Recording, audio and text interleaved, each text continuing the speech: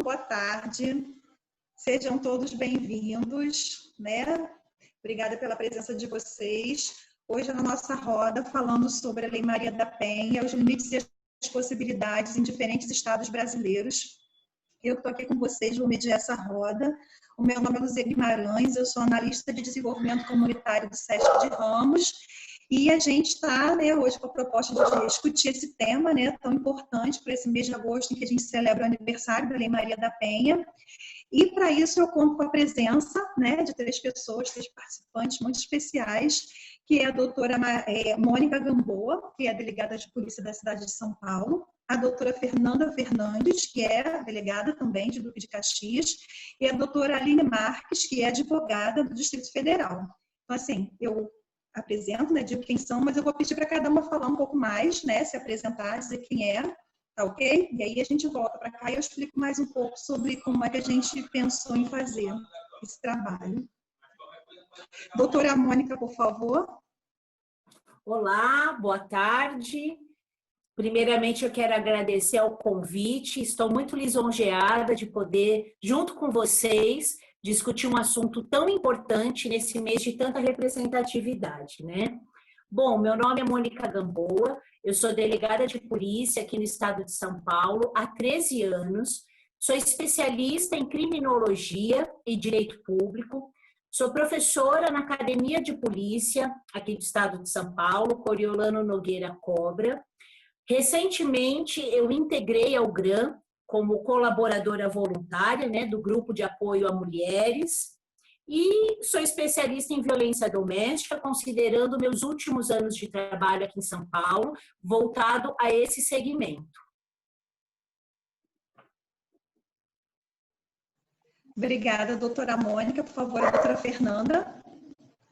Boa tarde a todas. É um prazer estar aqui. Obrigada pelo convite. Agradeço o GRAM também pelo convite. Bom, eu sou delegada da Delegacia Especializada de Atendimento à Mulher de Duque de Caxias, DEAN, né? Já há 2 anos e meio aproximadamente. Fiz mestrado em violência de gênero e agora sou doutoranda pela UERJ, né, Universidade Estadual do Rio de Janeiro, em violência de gênero também. A minha pesquisa é toda voltada para a violência de gênero. Então, hoje, graças a Deus, né, estando à frente da DIAN, eu tenho, quase que para mim é um laboratório, né, de pesquisa, né, porque quando eu fiz o mestrado, eu estava na delegacia de informática. Então, meu mestrado já foi com enfoque em violência de gênero, mas apesar de eu ser delegada de polícia, né, e já trabalhar em distritais, né, e violência de gênero você tem em qualquer delegacia, né, principalmente violência doméstica, né, você tem qualquer distrital que você trabalhar no estado do Rio de Janeiro, você tem muita ocorrência, né, em violência doméstica, infelizmente, né, o estado do Rio de Janeiro e Caxias é campeã, né, em registros, né. A DEAN Duque de Caxias, ela é a delegacia com o maior número de registros de ocorrência do estado do Rio de Janeiro em violência doméstica, e eu trabalhei em Caxias já 3 vezes, né, na DEAN Caxias, na delegacia de Imbarie, né, que era uma central de flagrante, 62DP, e na 60, que é Campos Elíseos. E por conta disso eu resolvi fazer um mestrado na época. Mas hoje, né, estando à frente da DEAN, o doutorado para mim já está muito mais rico, né, porque além da questão da pesquisa teórica, a gente tem o campo, né, e aí faz com que a gente consiga aprimorar, né, essa pesquisa e juntar o que geralmente a academia não consegue, né, que é a parte empírica com a parte teórica. Então, estou muito feliz de estar aqui discutindo, né, até porque a gente está no mês Agosto Lilás, né, que a semana passada, sexta-feira, né, tem uma semana que a Maria da Penha fez 14 anos, né, e aí é muito importante a gente, toda vez que a Lei Maria da Penha faz aniversário, né, começam as discussões, né, sobre a lei, né, infelizmente só no mês de agosto, no mês de novembro também, né, quando começa lá os 16 dias de ativismo, né, também, e é importante a gente analisar, né, todos os avanços e os retrocessos da lei, né, eu acho importante a gente fazer essa análise. Então, eu estou muito feliz de estar aqui nessa discussão. Obrigada. Okay, obrigada, doutora Fernanda. Queria chamar para se apresentar a doutora Aline Marques. Pode falar, Aline, por favor? Olá, boa tarde a todas, boa tarde a todos. Eu quero agradecer o convite de poder partilhar esse momento com vocês. Muito obrigada, Luzia. Eu quero também agradecer a Solange, essa mulher guerreira, que criou esse nosso grupo, né, com muita garra. Eu sinto muito orgulho dela como mulher, que venceu tantas dificuldades. Eu me sinto muito honrada de poder caminhar ao lado de mulheres tão guerreiras como vocês e ver que o nosso grupo está fazendo realmente a diferença em várias regiões do Brasil. Isso é muito importante porque são nesses tipos de iniciativas, de grupos, de entidades e apoios que as mulheres conseguem minimamente enxergar um auxílio, um amparo para ela conseguir seguir em frente na sua denúncia. Então, inicialmente eu quero agradecer a Luzia, a Sol, e dizer a todos vocês, doutora Fernanda, doutora Mônica, que é uma satisfação muito grande compartilhar esse momento com vocês. Eu sou a Aline Marques, advogada aqui no Distrito Federal, sou especialista em ciências penais e advogo para violência doméstica nos meus quase 10 anos de advocacia. Então, é realmente sempre um desafio, né? A gente nunca pode dizer que sabe de tudo, porque realmente é um desafio muito grande, em especial frente a essa Lei Maria da Penha. Eu acho que veio para revolucionar e quebrar um tabu de omissões histórico, né? Porque se antes nós tínhamos um judiciário que discutia as questões de gênero e resolvia os problemas de violência doméstica, ali a nível de um juizado especial, só com o pagamento de uma pensão, hoje nós conseguimos vislumbrar algo muito mais além do que só isso, para que a mulher consiga se sentir empoderada e tentar dar continuidade na sua denúncia. Então, com certeza, é verdade. Prazer enorme com vocês. Muito obrigada. Tá, reitero o agradecimento de vocês a Solange, né, que eu falei lá no início, mas acho que nem estava todo mundo. Agradeço, Solange, por ter me colocado, né, colocado o SESC em contato com essas profissionais que vão estar aqui conosco hoje, enriquecendo esse debate. Quando a gente fala de Lei Maria da Penha, eu acho que a gente se defronta muitas vezes com uma ideia do que é a Lei Maria da Penha, muito mais do que o que ela é propriamente dito. Existe uma noção de que, ao fazer uma denúncia, né, até uma ideia assim, pode-se dizer romantizada, de que ao se fazer uma denúncia sobre uma situação de violência, a mulher procura a delegacia e automaticamente está tudo resolvido, a mulher sai de casa, começa uma vida nova, e depois ela está aí com um discurso, né, de superação, empoderamento, e tudo está resolvido. E no dia a dia, para quem trabalha com, né, os limites e as possibilidades, com o alcance dessa lei, a gente sabe que isso não funciona dessa forma. Além de haver as próprias dificuldades, né, de entendimento daquelas pessoas que precisam recorrer ao serviço, que precisam buscar um advogado ou ir a uma delegacia, existe a própria dificuldade inerente de cada estado, né? Daí porque a gente quis trazer pessoas que atuam em locais diferentes para poder falar um pouco da sua experiência, a gente trocar e a gente enriquecer a nossa atuação, enriquecer através do conhecimento, na hora em que a gente vai dar uma orientação, e enriquecer também a nossa prática, né? Principalmente aquelas pessoas que estão na linha de frente de trabalho nesse período de pandemia, em que é sabido por todos que aumentou consideravelmente os casos aumentaram os casos de violência contra a mulher. Então, o que a gente vai fazer, né? Cada uma vai ter um tempo para falar, como a gente combinou. Eu vou pedir para que as pessoas que estão participando do chat, que quiserem fazer perguntas ou comentários, que coloquem, né, que estão participando da roda, que coloquem no chat, aí sim, os seus comentários, as suas observações, que ao final da colocação, da explanação, eu vou ler os comentários e cada uma vai falar sobre aquele comentário, né, ou pergunta que tiver interesse. Se alguém quiser direcionar uma pergunta para uma das profissionais especificamente, também pode ficar à vontade, tá bom? Então, para poder começar a falar um pouco da sua prática, eu chamo, né, a doutora Mônica Gamboa para poder começar. Doutora Mônica, pode ficar à vontade. Obrigada. Quero agradecer a Sol, que está aqui nos vendo, né? A Solange, organizadora, fundadora do GRAM, e a você, Luzia, por esse encontro também. Bom, falar um pouquinho aqui, concordo com o que as colegas pontuaram, a doutora Aline, a doutora Fernanda, e o que você falou também, Luzia. Ainda há uma ideia muito romantizada sobre a Lei Maria da Penha, né? Muita gente critica, diz que é uma lei que não serve para nada, é uma lei que não... Perdão interromper você na sua fala. Tem alguém sinalizando para mim no bate-papo que a gente está sem áudio. Vocês podem me confirmar se a gente está ouvindo o que a doutora Mônica está falando? Porque eu estou ouvindo ela bem. Ouvindo perfeitamente. Também estou ouvindo bem. Deve ser a pessoa, eu posso dar o suporte.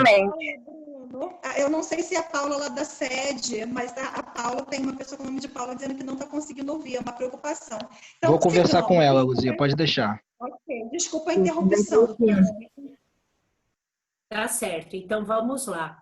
E como você muito bem colocou, né, Luzia, essa questão, essa visão romantizada. Agora, a Lei Maria da Penha, para quem não sabe, né, a Lei Maria da Penha ela é considerada a terceira melhor lei que versa sobre violência contra a mulher do mundo, né?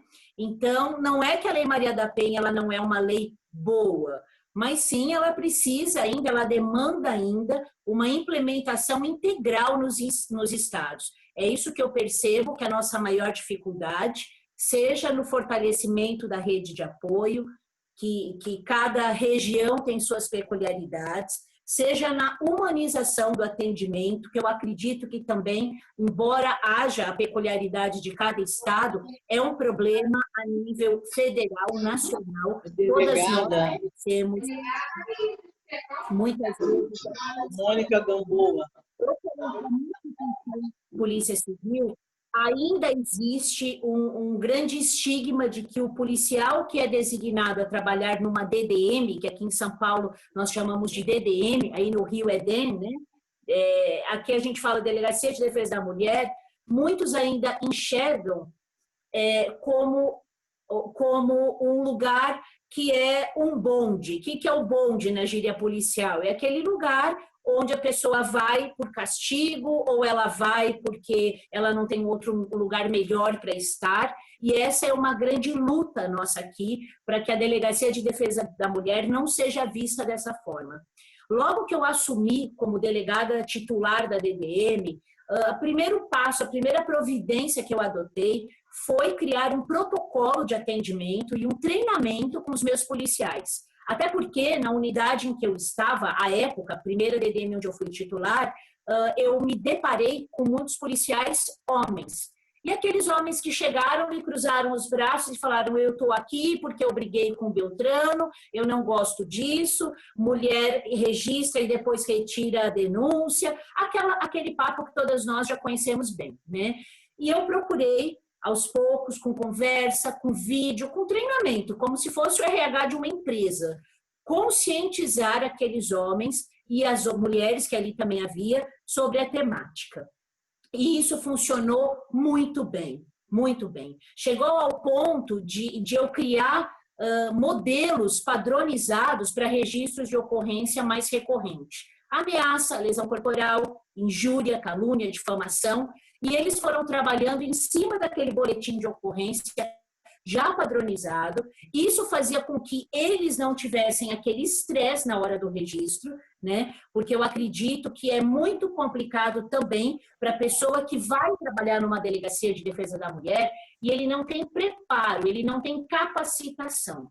Hoje em dia, aqui no estado de São Paulo, esse cenário mudou. Depois de algumas lutas, né, minha com outros colegas, a gente é muito atuante nessa questão. E hoje a nossa academia de polícia, Coriolano Nogueira Cobra, é uma academia de polícia que capacita policiais e profissionais, homens, mulheres, enfim, que trabalham na Delegacia de Defesa à Mulher, né? Atualmente, nós temos 10 delegacias de defesa da mulher com funcionamento 24 horas. é algo recente também, não temos muito tempo, tem cerca de mais ou menos 2 anos que temos 10 delegacias 24 horas, e ao todo, no estado de São Paulo, nós temos 135 delegacias de defesa da mulher. Ou seja, o número de atendimentos 24 horas ainda é pequeno em números de unidade policial, né? Isso é uma questão que demanda gestão administrativa, gestão governamental e, principalmente, recrutamento de profissionais. Nós estamos aqui no estado de São Paulo com uma porção de cargos para a Polícia Civil, aguardando nomeação. Então, nós temos 92 delegados de polícia aguardando nomeação pelo governador e temos 783 investigadores de polícia aguardando nomeação. E nós não temos contingente policiais para abrir novas unidades 24 horas. Então, falta policial, tem policiais aprovados e o Estado não contrata. Então, veja que a gente está diante de um problema que não é uma ineficácia da lei, e sim um problema de gestão, um problema de governo, um problema administrativo, né? Mas os avanços também são muitos. Agora, com a quarentena, com o advento da quarentena, nós tivemos uma grande conquista aqui no estado de São Paulo, que foi as delegacias de defesa da mulher, a DDM online. A Polícia Civil Paulista já contava com uma delegacia eletrônica para registro de ocorrência, já tem alguns anos, porém nós não tínhamos a especificidade de registrar boletim de violência doméstica via eletrônica. Isso é um grande problema, porque tem pessoas que não têm acessibilidade até a DDM, não têm dinheiro para pagar o transporte público até a DDM fica muito longe, tem pessoas que têm vergonha, a subnotificação é altíssima em todo o país, então esse é um fator também que colabora negativamente para que não haja o registro. E na medida em que veio a pandemia, nós conseguimos essa grande vitória que foi a inauguração da DDM online. Inclusive, eu passei para a Luzia o manual de como é possível fazer esse registro, passo a passo. Ele é muito didático, acessível. Atualmente, as pessoas podem fazer a denúncia de violência doméstica, seja a própria vítima, seja um terceiro que faça em nome dela, né, por meio dessa DDM online. E o que ela tem de bom? Ela tem de bom que ali você fica reservado na sua casa, podendo fazer esse registro. Pode ser feito pelo tablet, pelo notebook, pelo celular, por qualquer plataforma, né, Apple ou Android, enfim. E o que é muito interessante? É muito interessante no sentido da coleta de provas. Por quê? Porque é muito comum na Delegacia de Defesa da Mulher a pessoa vir noticiar uma agressão, um xingamento, uma ofensa, e ela tem provas onde? No celular.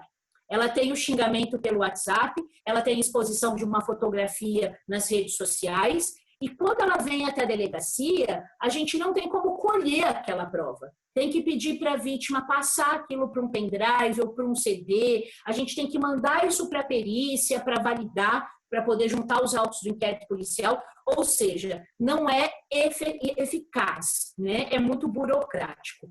Com a delegacia eletrônica, esse problema acabou. Porque no momento do registro de ocorrência, a vítima pode subir como um arquivo digital fotos, áudio, documentos. Então, isso foi muito positivo, né? Aquelas tabelas, aqueles questionários de fatores de risco, também, ele demanda muito trabalho para preencher durante o boletim de ocorrência. Por quê? Porque a gente tem uma fila gigante de mulheres aguardando registros, principalmente se for numa segunda-feira, que é o dia onde a DDM mais tem uma demanda de registros, né? E demora muito preencher aqueles questionários. E a vítima tem vergonha. Quando a gente faz determinadas perguntas, ela tem vergonha.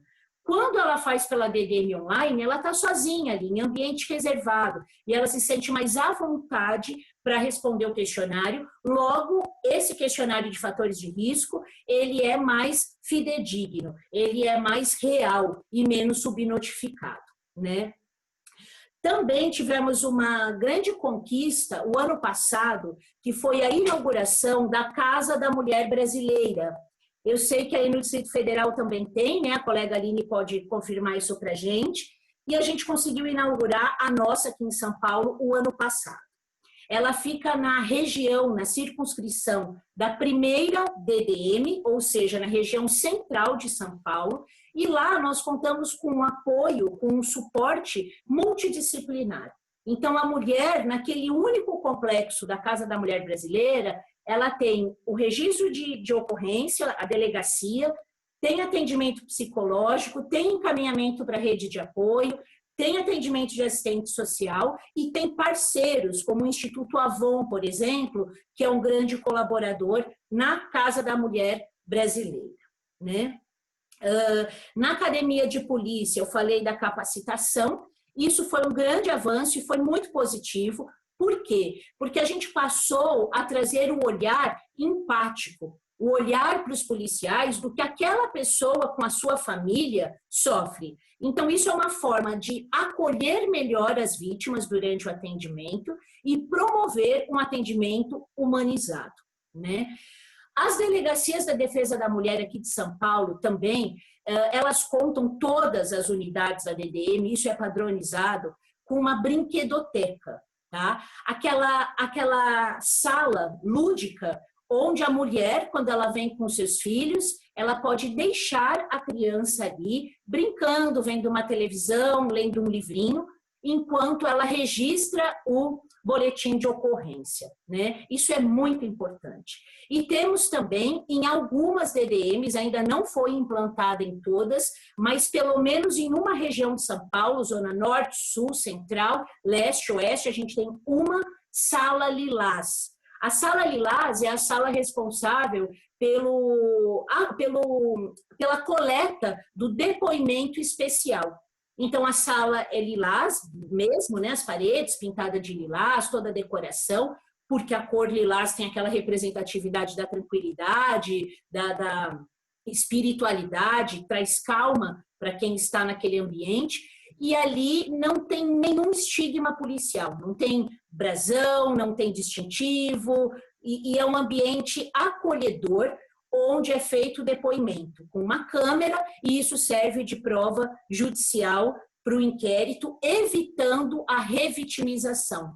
Ou seja, uma problemática muito severa que nós tínhamos também na questão da vítima, a vítima vir dar o seu relato na delegacia, depois ela dar o mesmo relato no Ministério Público, posteriormente no Judiciário, e aquilo ia sobrevitimizando, revitimizando. Então, para sanar esse problema, foi feito um acordo, né? É uma lei federal, obviamente, como vocês sabem, mas houve um acordo, uma transição muito bacana entre o Judiciário e a Polícia Civil para que houvesse o recebimento dessa prova, evitando a revitimização.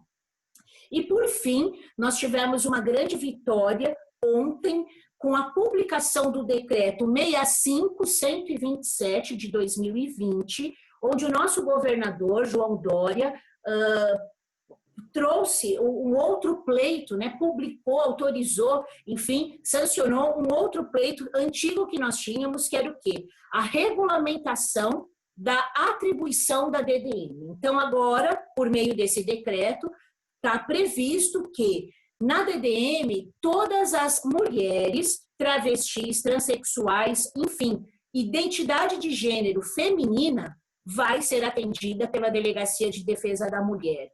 E aí já também resolve uma outra celeuma antiga que a gente tinha.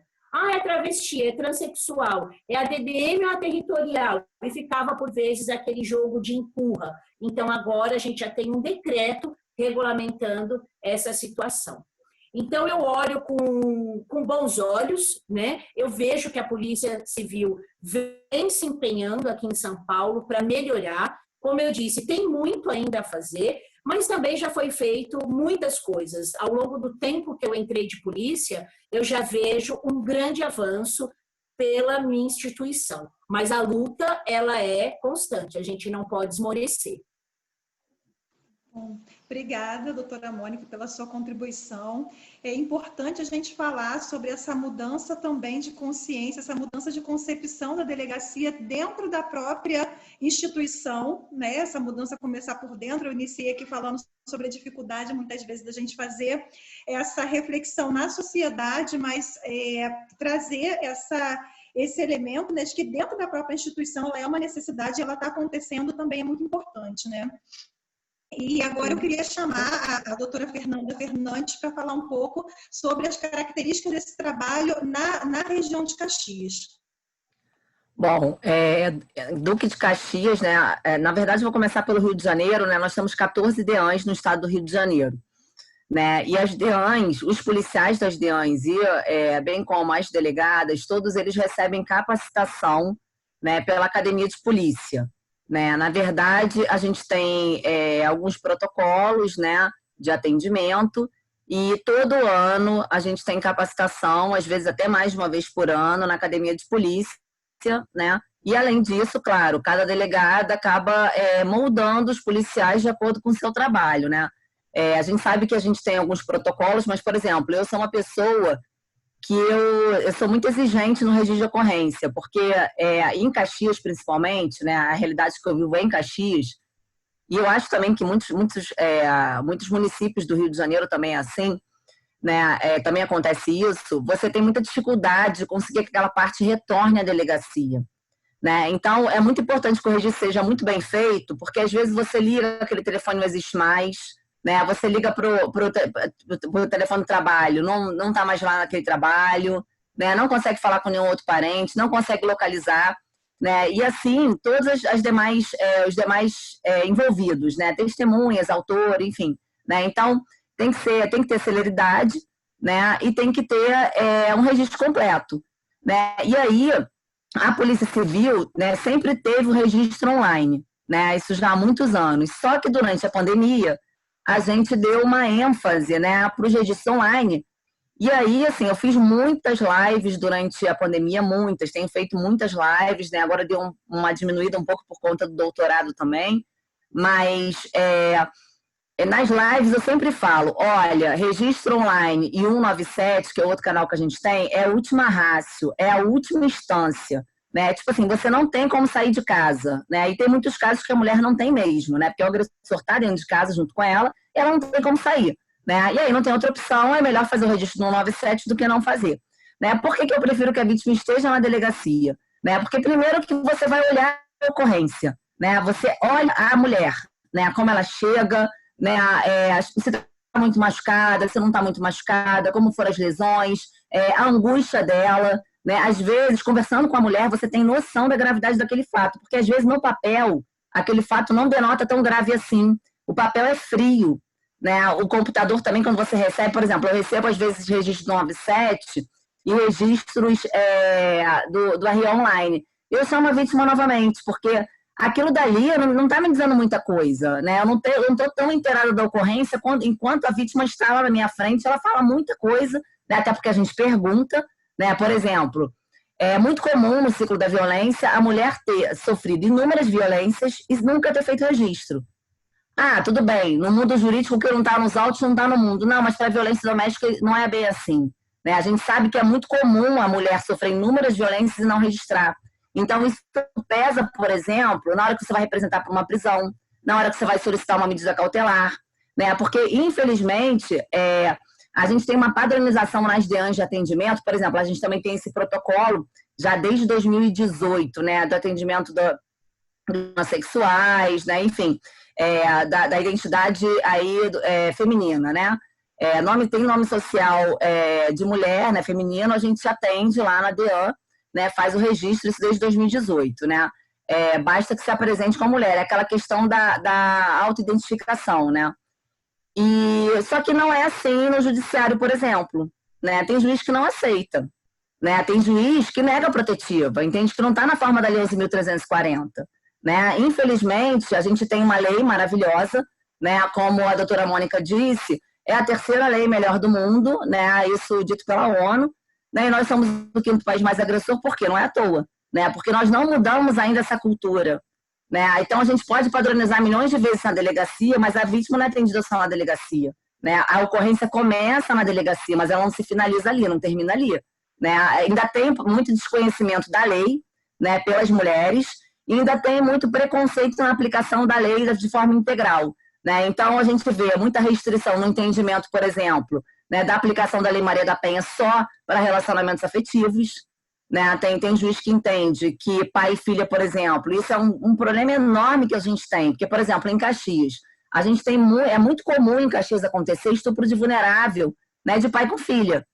É muito comum, eu tenho muitos casos em Caxias, né? E aí, qual é a diferença de você colocar na forma da Lei 11.340 ou não? Né? Você pedir, por exemplo, o afastamento do lar do agressor, né? Porque a maioria dos abusos sexuais, né, infelizmente, o laudo vem negativo da ML. Né? O exame de corpo de delito, ele vem conclusivo, né? Porque às vezes não há penetração, né? Mas isso não quer dizer que não tenha havido abuso. E até você conseguir materializar isso via relatório psicológico, né, que também é uma dificuldade conseguir em Caxias, às vezes os CREs não querem fazer, né? Às vezes você não encontra psicólogo que queira fazer, diz que o atendimento psicológico não é para isso, enfim.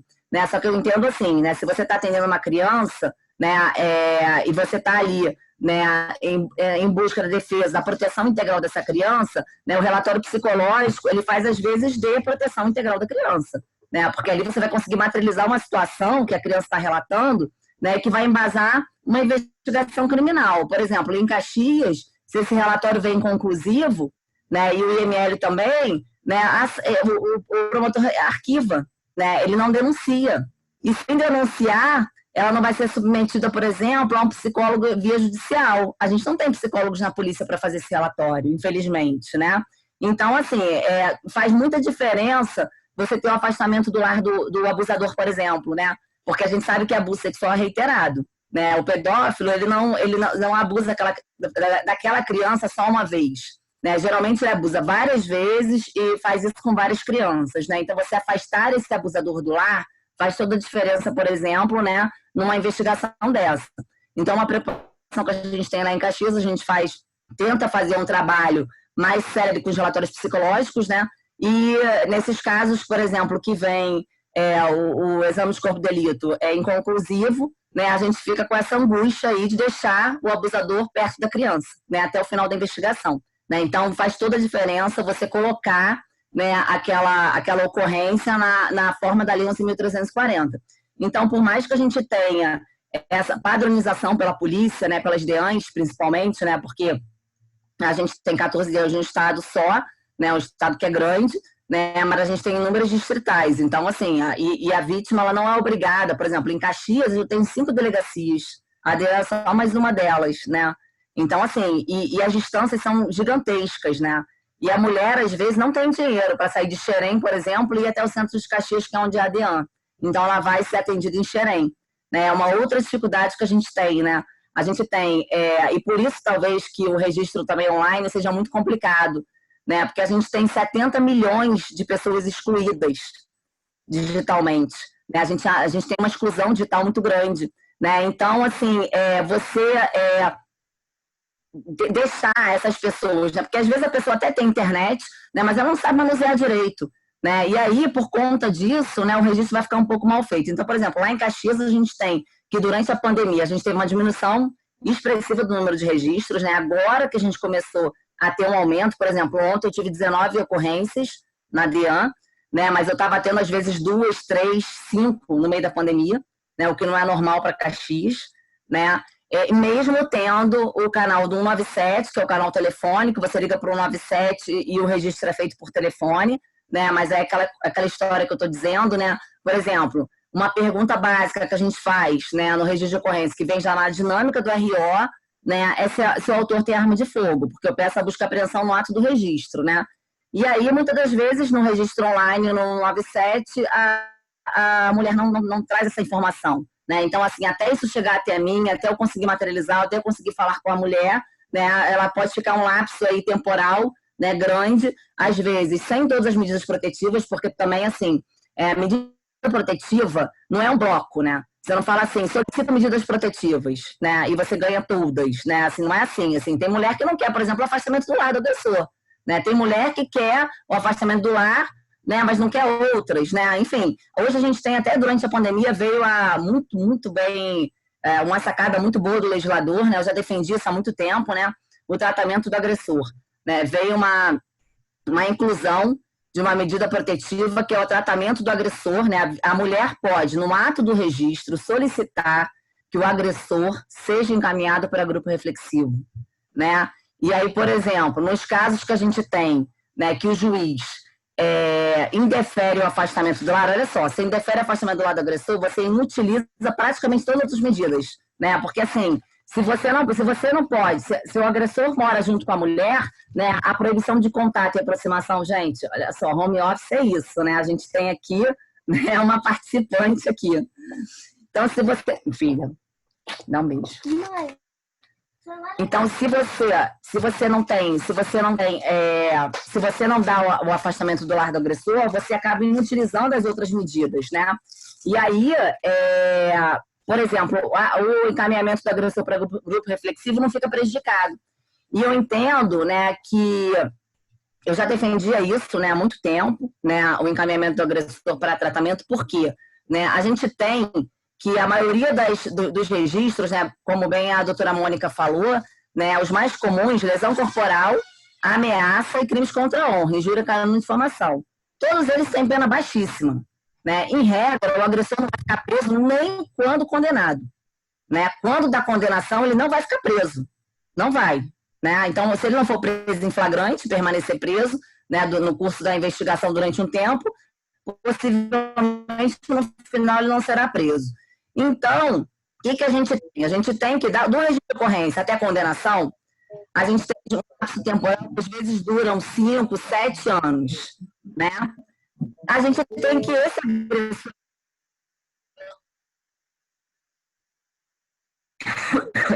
agressor, ele está sendo vítimas no curso da investigação. Então, por exemplo, eu tenho alguns registros, quando eu vou finalizar, eu puxo lá a faca do autor, que eu vou sarquear o autor, ele tem 15 registros de ocorrência.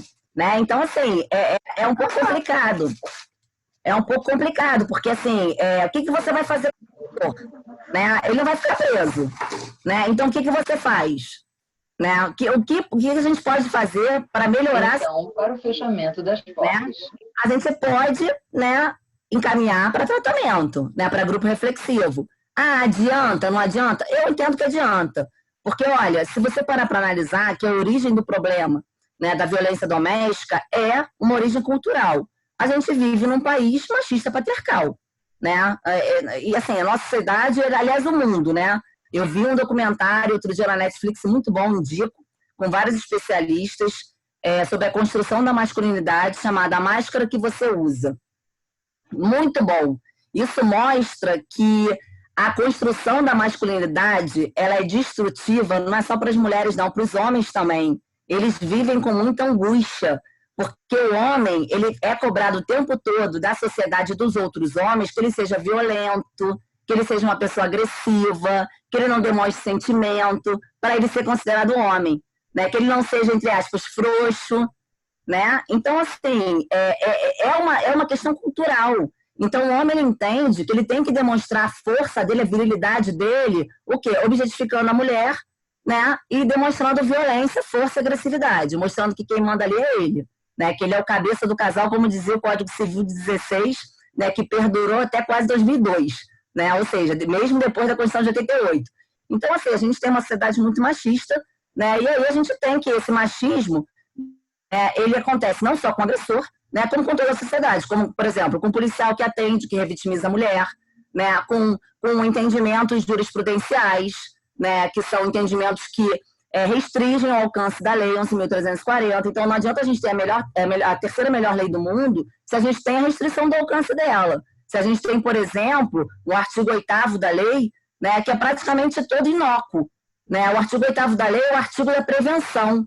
A lei ela é preventiva educacional e a gente não tem essas políticas públicas preventivas educacionais regulamentadas, né, implementadas, pelo menos não como política de Estado. Né? A gente tem ali como política de governo num lugar ou outro, às vezes uma ONG faz algum serviço social que teria que ser feito pelo Estado e que não é feito, né? Tratamentos psicológicos, inclusive para a mulher, né? A gente tem alguns lugares, tem lugares que não tem, né? E a gente fala da lei com alcance nacional, a gente não está falando da lei em Caxias, porque Caxias, graças a Deus, eu tenho o CR Homem, que é o grupo reflexivo, né? Eu tenho o CEANS, eu tenho Patrulha Maria da Penha estadual e municipal, né? Eu tenho o DEAN e tenho Defensoria Pública pela Vítima, mas não é assim no Brasil todo, né? Então a gente tem que repensar essa questão das políticas públicas, né? Desse papel que a lei traz da prevenção e educação, né? Inclusive para o agressor, porque no artigo 35 da lei vem lá a previsão do encaminhamento do agressor para grupo reflexivo desde 2006, e só agora, em 2020, que o legislador veio colocar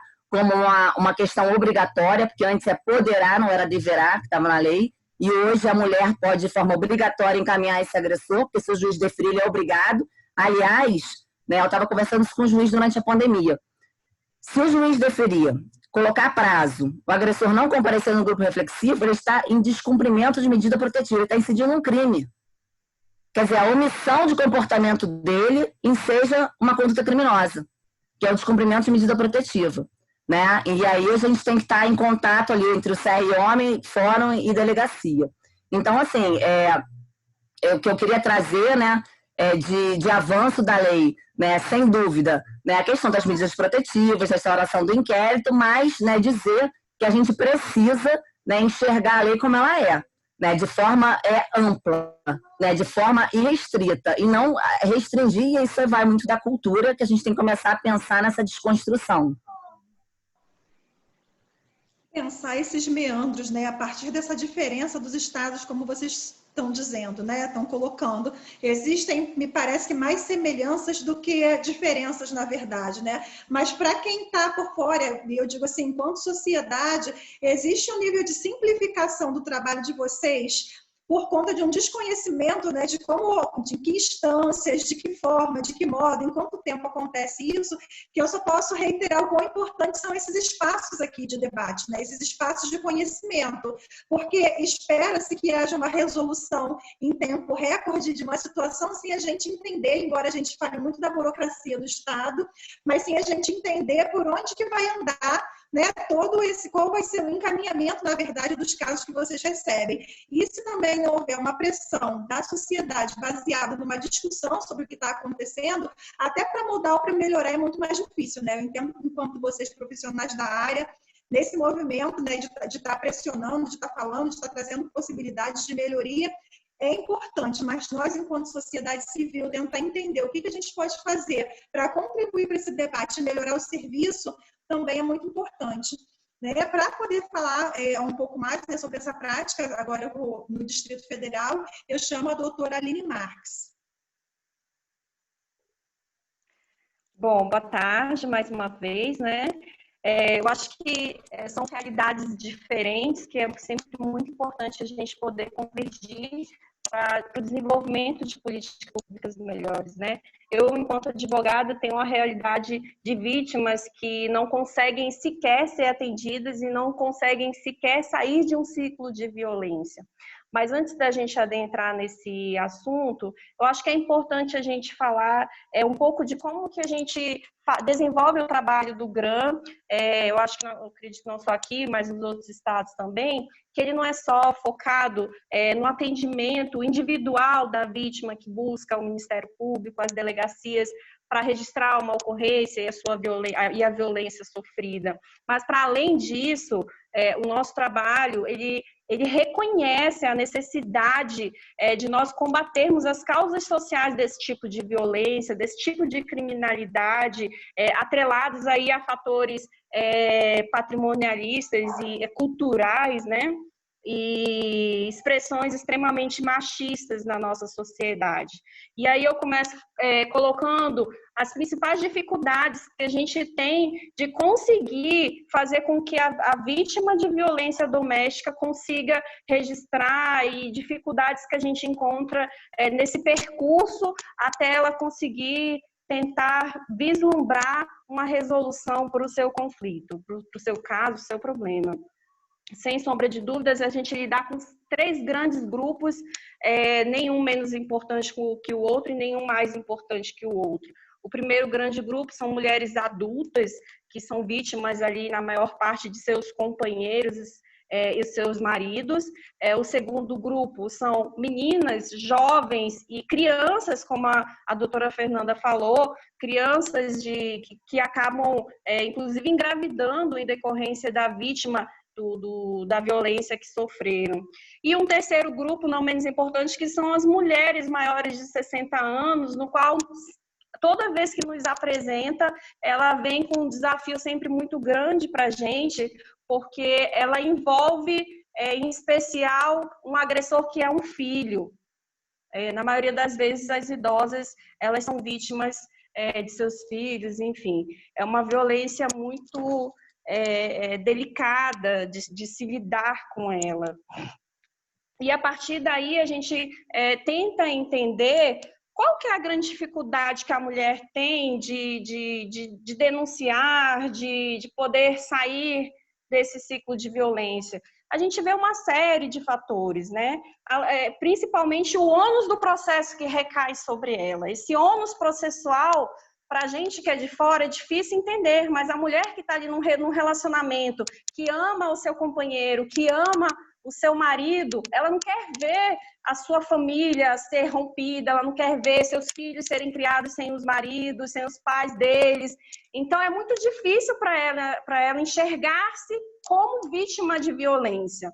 Tem um estudo do Ministério Público de São Paulo que identificou como a principal causa, em 33%, de que um dos principais motivos pelos quais as mulheres não saem do ciclo de violência é exatamente por conta dos filhos.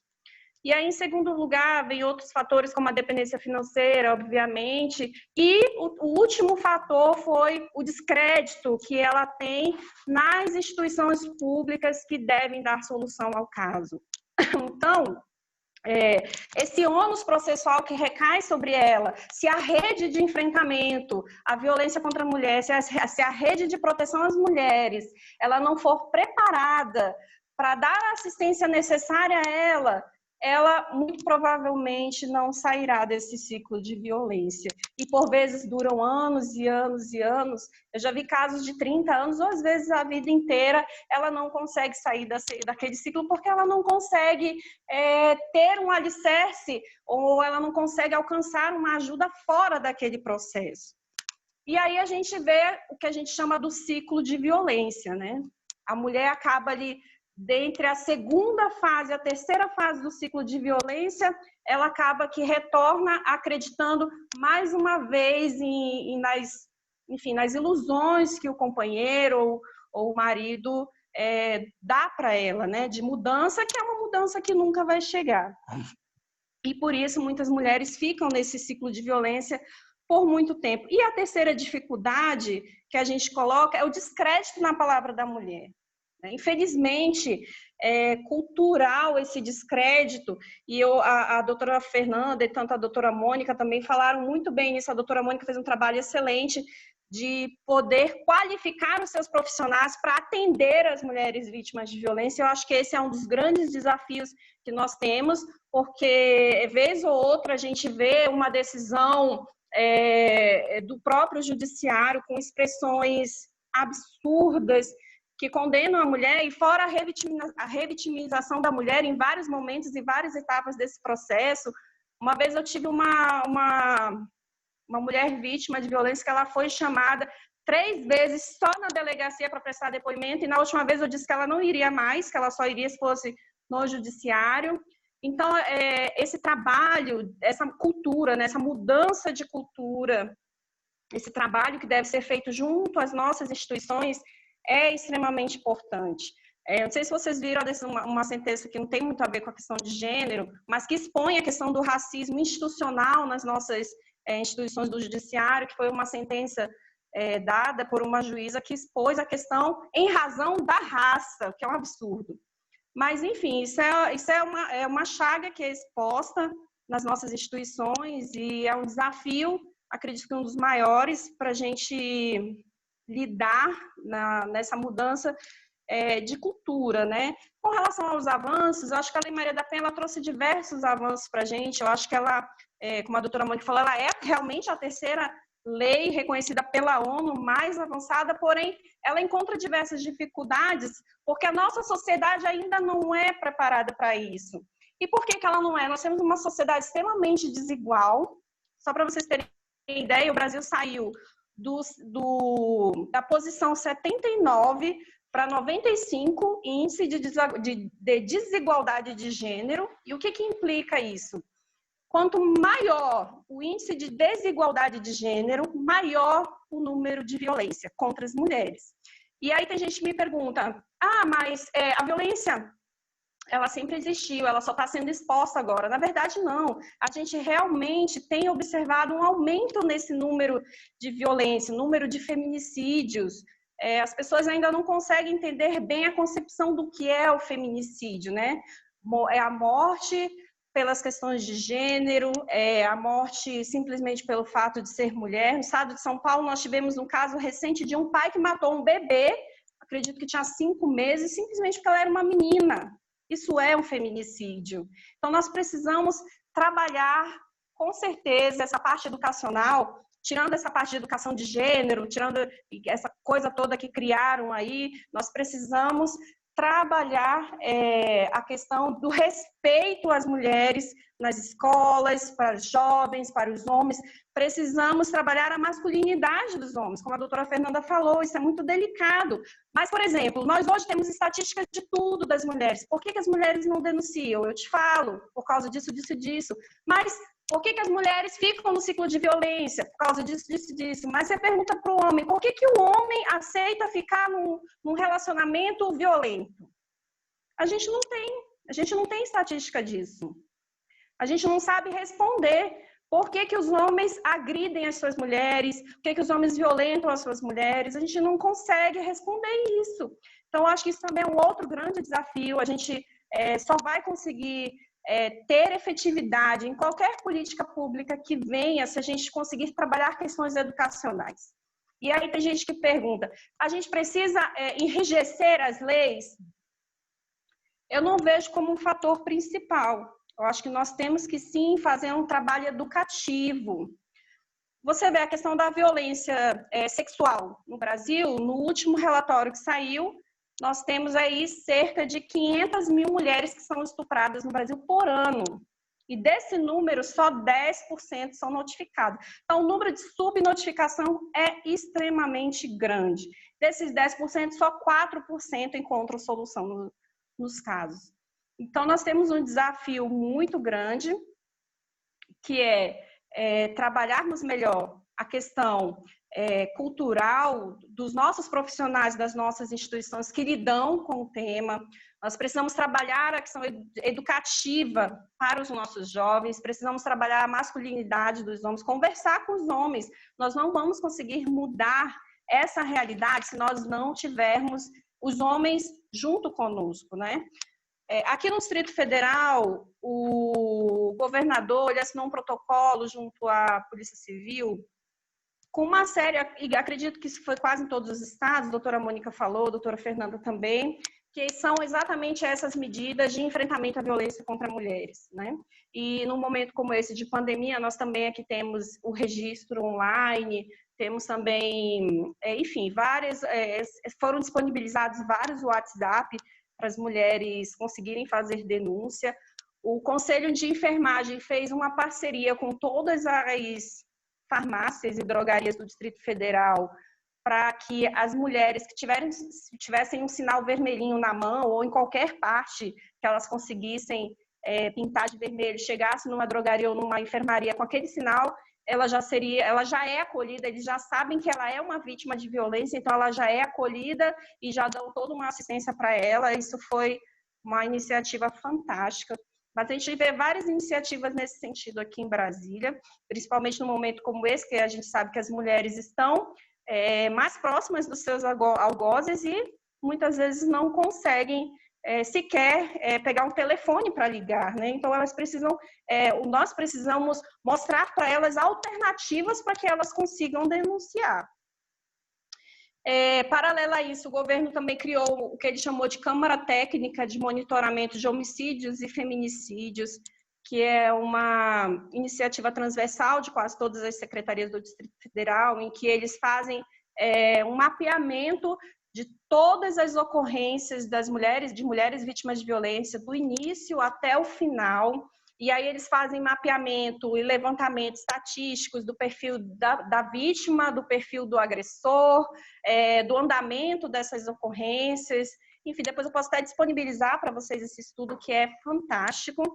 Paralelo a isso, a gente também tem o Observatório da Mulher, que foi lançado pela Secretaria da Mulher, que faz um levantamento estatístico também, não só a nível de violência doméstica, mas também de empregabilidade e outras iniciativas voltadas às mulheres. Então, eu acho que é isso, gente. Depois a gente fala mais, não sei se eu falei demais, não sei se ainda estou no tempo, mas tá bom. Obrigada, doutora Aline, pelas contribuições. Na verdade, você ainda tinha 3 minutos, mas geralmente quando tem 3 que eu coloco aqui no chat, você tem 3 minutos, mas você encerrou com um ótimo tempo, né? Acho que é importante trazer essa discussão sobre a participação dos homens nas questões de violência, nas questões de gênero. Quando as mulheres falam assim, que ninguém fale por nós, que ninguém fale no nosso lugar, não quer dizer que não pode se falar junto conosco, né? A gente tem um discurso, nós sabemos o que nós vivemos, de que forma nós vivemos, como disse a doutora Aline, né? A mulher, culturalmente, tem uma facilidade maior de falar, a gente percebe pelos dados o quanto a gente tem aí de registro, mas é importante que esses homens possam ser colocados também, né? Como disse a doutora Fernanda, a importância de que eles sejam atendidos até compulsoriamente, né? Para entender, para que a gente possa gerar dados sobre essa situação, como disse a doutora Aline, por que esses homens agridem as suas mulheres, por que esses homens maltratam, são violentos com suas mulheres. E a partir daí, transbordar essa possibilidade de atuação. Correto? Eu vou ler agora as colocações que a gente tem aqui no chat. E aí, a partir das colocações, as nossas participantes se sentam à vontade para comentar e a gente já se encaminha para uma fala final. Ok?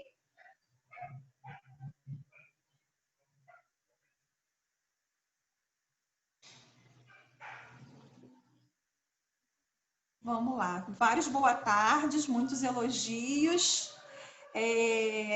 Quero fazer uma pergunta sobre as DEANs. Quem fala é a Luciana Menezes.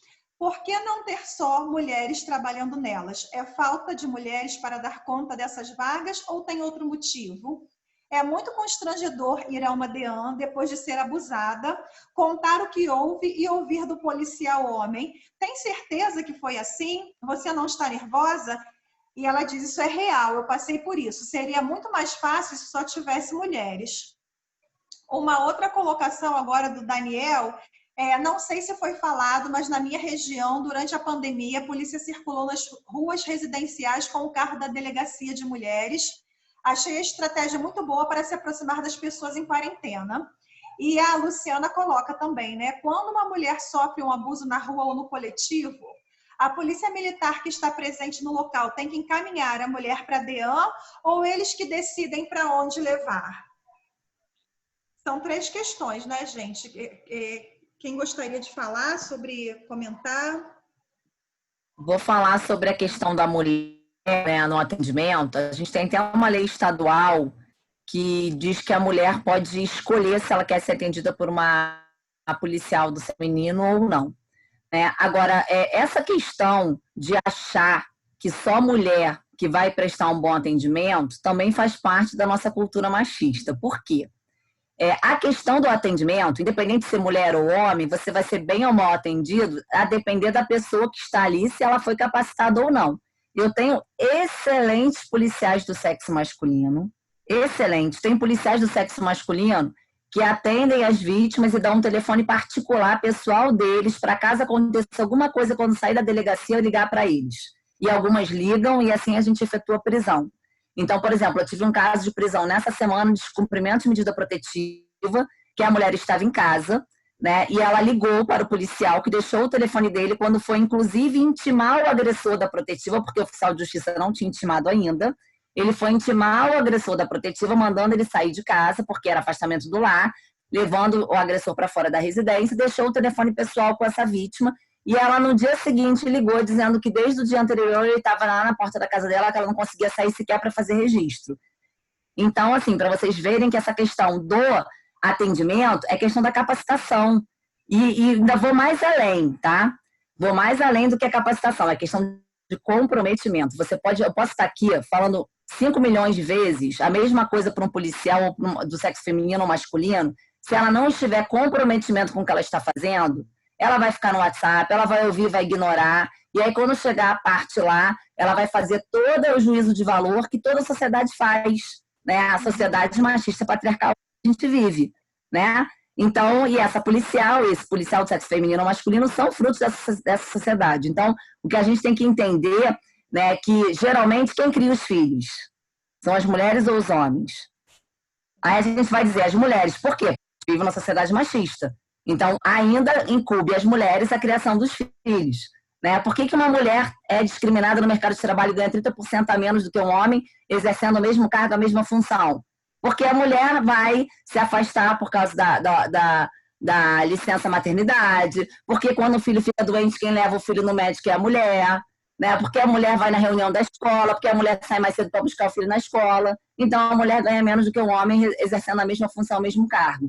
Então, a gente tem uma sociedade que ainda é muito preconceituosa, né? E preconceito é fruto de uma ignorância, de um desconhecimento das pessoas, né? Então, eu acho que violência doméstica só poderia trabalhar voluntários, pessoas que se voluntariassem a trabalhar, porque aí a capacitação ficaria muito mais fácil. E é assim que é feito, por exemplo, com a Patrulha Maria da Penha.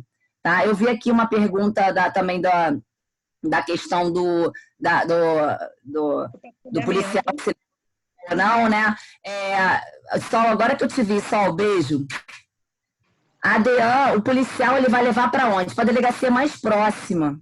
Se tiver uma DEAN próxima, ele vai levar, mas se não tiver, ele não vai levar. Tem local que não tem DEAN, gente. Então, ele vai levar para onde? Para a delegacia mais próxima, entendeu?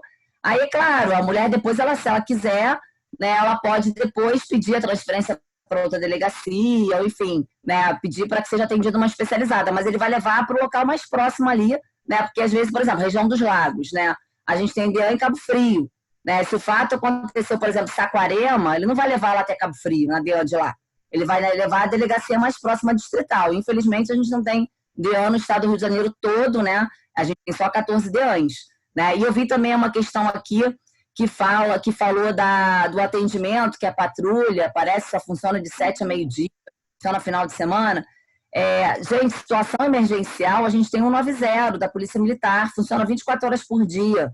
Situação emergencial, não adianta ligar para 180, não adianta ligar para 195, tem que ligar para 190, que é quem vai levar você para a delegacia, quem vai levar o agressor para ser preso em flagrante.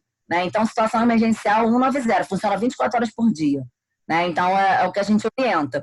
Tá? E aí, essa questão do policial do sexo feminino, né? Eu quero deixar claro assim, a gente lá na DEAN Caxias, a gente tem vários policiais do sexo feminino, mas, por exemplo, quando eu tenho que cumprir uma busca e apreensão, né? E Caxias, a gente é cercado por comunidades, né? Eu vou mandar uma policial do sexo feminino ou vou mandar um policial do sexo masculino? Para cumprir uma prisão e local de risco, eu vou mandar um policial do sexo masculino ou do sexo feminino? Né? Então, assim, a gente tem que ter, né, também policiais do sexo masculino. Né? E aí, né, é o que eu digo, a gente lá na DEAN, a gente tem policiais do sexo masculino que não querem sair da DEAN, né, porque são capacitados e são comprometidos com a causa. Então, assim, eu acho que a questão aí vai da capacitação e do comprometimento e não por ser do sexo feminino e masculino. Ok. Obrigada, doutora Fernanda, pelas contribuições. Delegada Mônica, gostaria de complementar?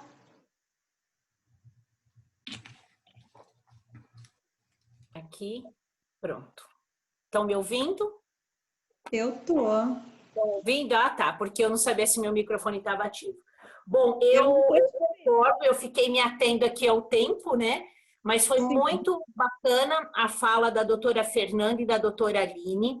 É, de fato, a mesma realidade que nós vivemos, com algumas diferenças. Eu vejo que no estado do Rio de Janeiro e no Distrito Federal, algumas questões já estão mais avançadas do que aqui em São Paulo. Doutora Mônica, desculpa, só para registrar, você desligou a câmera. Ah, então um minuto. Espera aí que eu vou voltar. Vamos lá. Opa.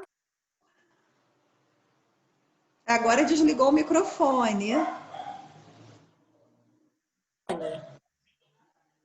Agora ligou o microfone, falta ligar a câmera.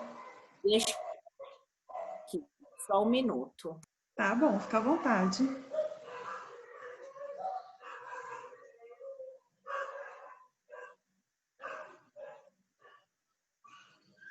Ativar, vê se agora voltou. A câmera não, né?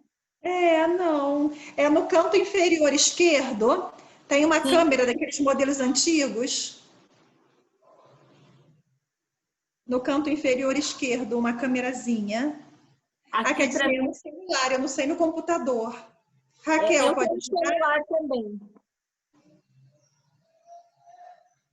Ela falou que está no celular. Eu estou no celular. Não sei o que aconteceu com a câmera, desativou.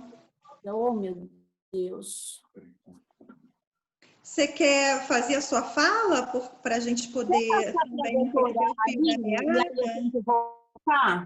Como? Dá, sim. Eu vou aproveitar e perguntar se a doutora Aline gostaria de fazer uma contribuição, pode ser?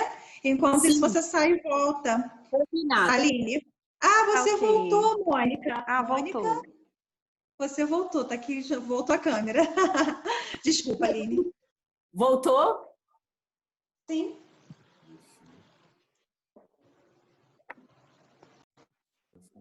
Gente, sim, voltou, né? Mônica, é só falar agora. Então tá, então para mim eu tô sem retorno, se vocês estão me vendo. Enfim, vou ser breve aqui por conta do nosso horário também. Eu vejo que nós temos algumas mudanças, algumas diferenças entre o estado do Rio de Janeiro e o estado do Distrito Federal, né? Fiquei surpresa com algumas informações em termos de tempo em que já há, por exemplo, o registro online nesses outros dois estados. E saber que aqui em São Paulo, a luta que nós vivemos para conseguir esse registro online, né? Concordo em gênero, número e grau com a doutora Fernanda, quando ela diz sobre a valorização do atendimento presencial.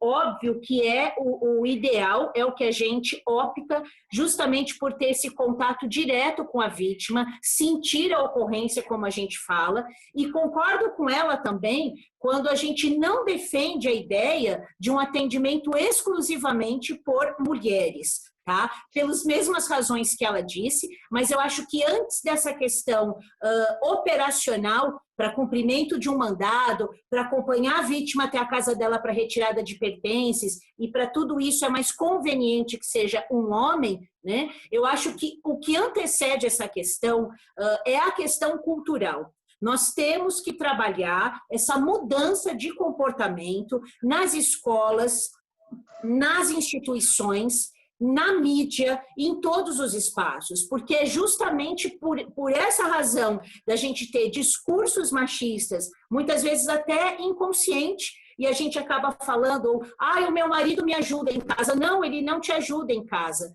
Ele tem que compartilhar as atividades domésticas com você, porque você também compartilha o seu salário.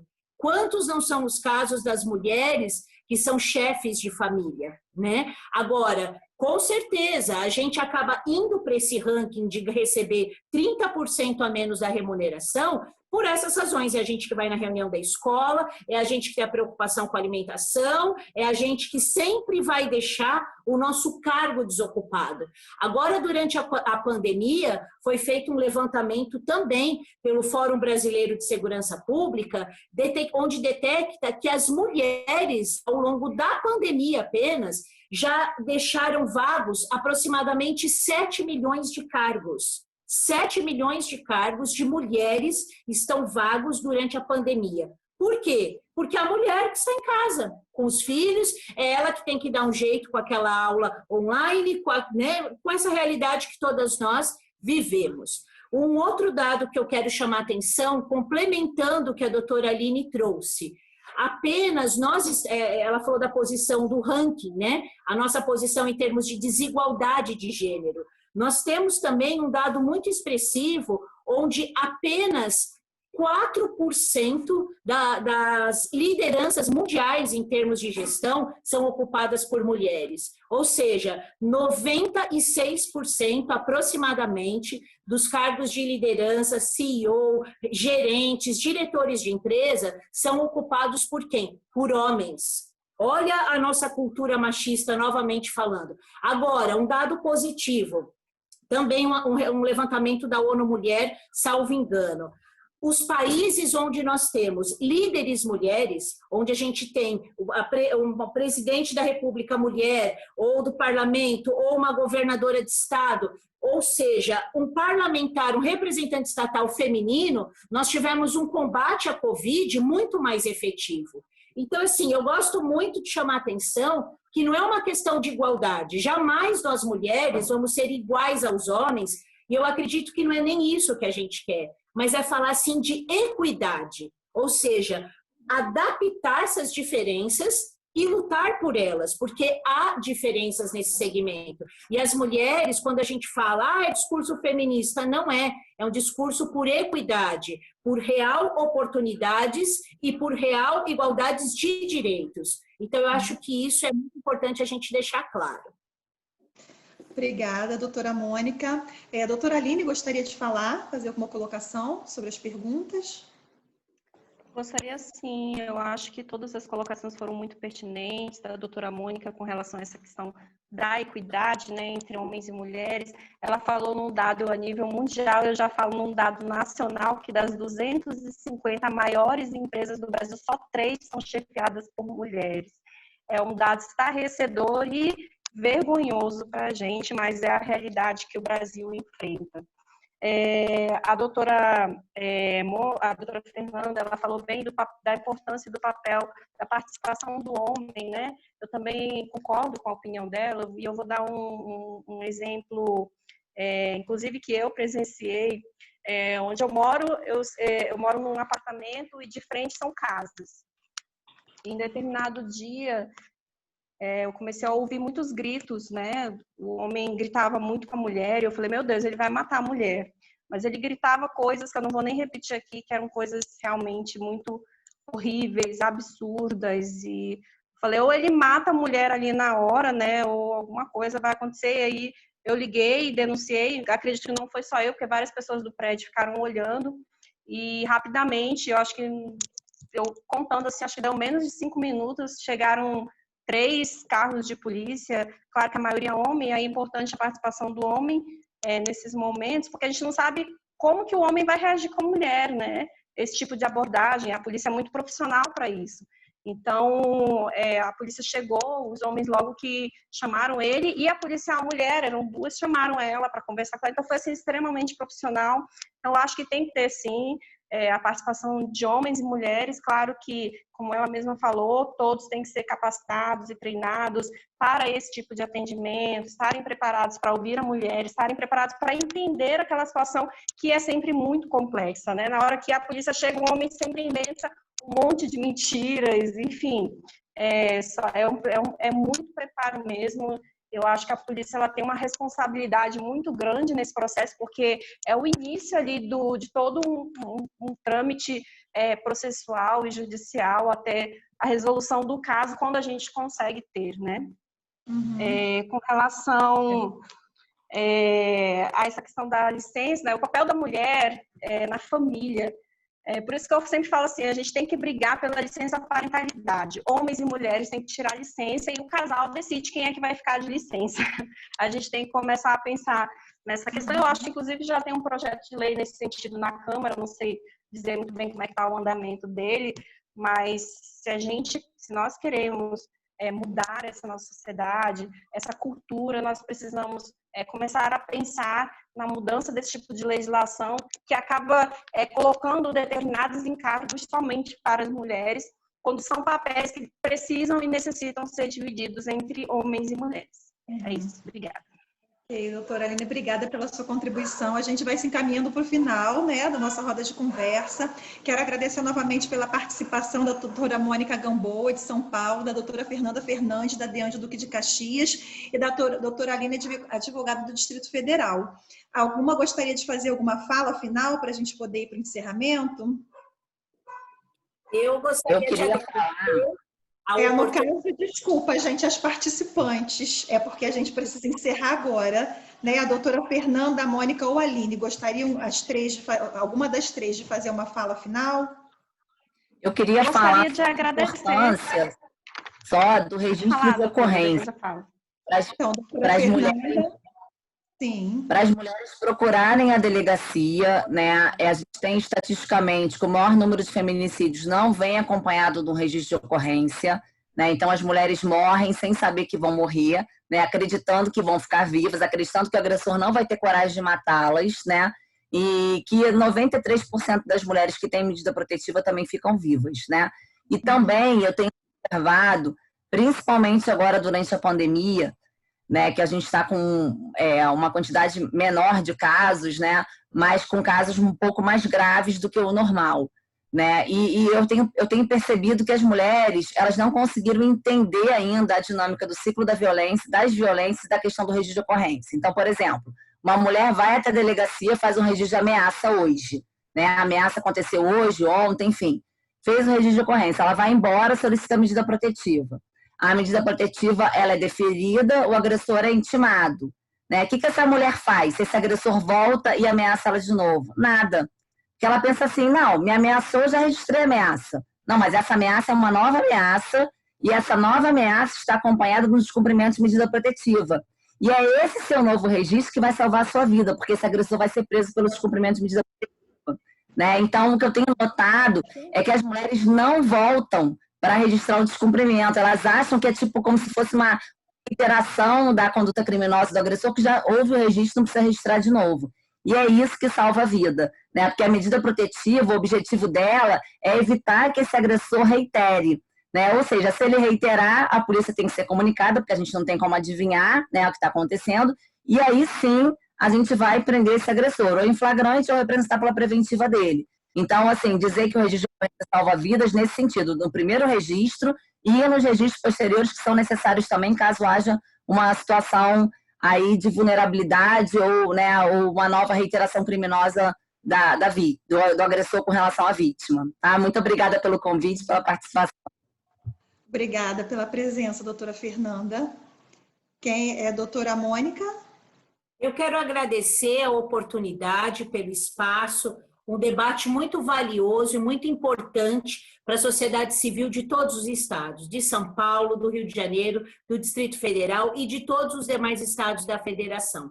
Parabéns, Luzia, pela iniciativa, parabéns, Solange, pela criação do GRAM, parabéns às colegas doutora Fernanda e doutora Aline pelo engajamento nessa causa tão importante para nós mulheres, para as futuras gerações e para a nossa nação de modo geral. Muito obrigada. Obrigada pela sua presença, doutora Mônica. Doutora Aline, gostaria de fazer uma fala final? Gostaria sim, eu também quero ressaltar, né, a importância também do registro de ocorrência.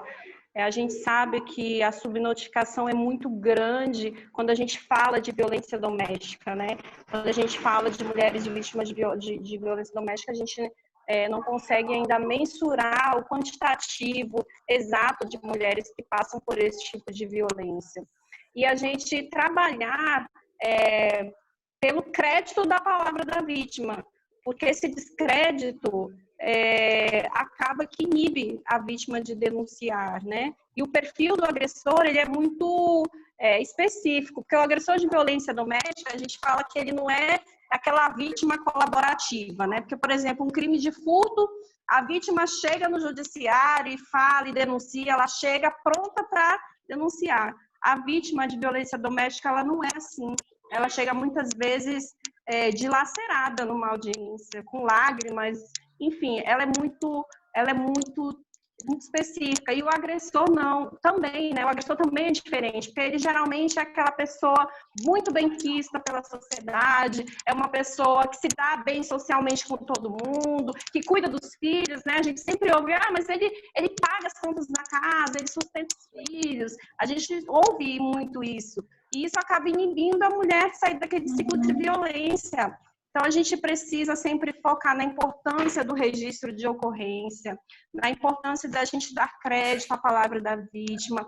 E a doutora Fernanda falou uma questão muito importante, que é a questão dos agressores, que tem várias ocorrências, porque às vezes a gente vai na delegacia com a mulher vítima de violência e a gente não consegue ter a informação de quantas ocorrências aquela pessoa já teve. O atendente, ele não gosta de falar, enfim, ele fala, não pode falar, mas a gente consegue livrar muitas mulheres vítimas de violência quando a gente tem essa informação. Da última vez que eu tive na delegacia na semana passada, que eu levei uma vítima, sem querer, a atendente falou assim, nossa, mas ele já tem 15 ocorrências de violência contra a mulher. Na hora eu pedi uma medida protetiva, porque sabe-se lá o quê? Poderia ter ocorrido algo muito pior com ela. E o feminicídio, como, não sei, acho que a doutora Mônica falou, ele nunca vem assim do nada. Ele, com certeza, ele já teve ali várias ocorrências anteriores que culminou naquele ato extremo que foi o feminicídio. E é isso, eu também quero agradecer e dizer que eu estou muito honrada de estar aqui partilhando esse espaço com vocês. Muito obrigada, doutora Mônica, doutora Fernanda. Sol, meu amor, muito obrigada, viu? E obrigada, Luzia, também. Agradeço muito a presença. Quem é? Eu, Elizabeth, do Inácio. Elizabeth, porque a gente está se encaminhando para o final, porque elas têm outro compromisso agora. Como a gente está no mês de outubro, elas estão fazendo vários debates. Tá, eu precisava, nosso projeto. Não, é só que eu precisava depois do contato delas. Depois. Sim, ok, tá. A gente pode entrar em contato com a gente, tá ótimo. Então, meninas, eu pode botar lá no grupo. Tá, desculpa fazer esse final um pouco mais corrido, mas porque realmente elas já me sinalizaram que por conta do mês elas têm outros compromissos quando saírem daqui. Tá bom, quero agradecer a Solange por ter me passado o contato, tá, de vocês, dessas valiosas participantes. Quero agradecer também a Raquel, lá do SESC, minha colega de trabalho, ao Bruno, meu colega de trabalho, por terem ajudado, dado suporte, a Carol, tá, por essa roda que eu aprendi muito, achei maravilhosa, e que nós possamos ter outros momentos como esse, tá bom? Bom final de semana, pessoal. Obrigada pela presença de todos vocês, tá? Um abraço. Tchau. Tchau.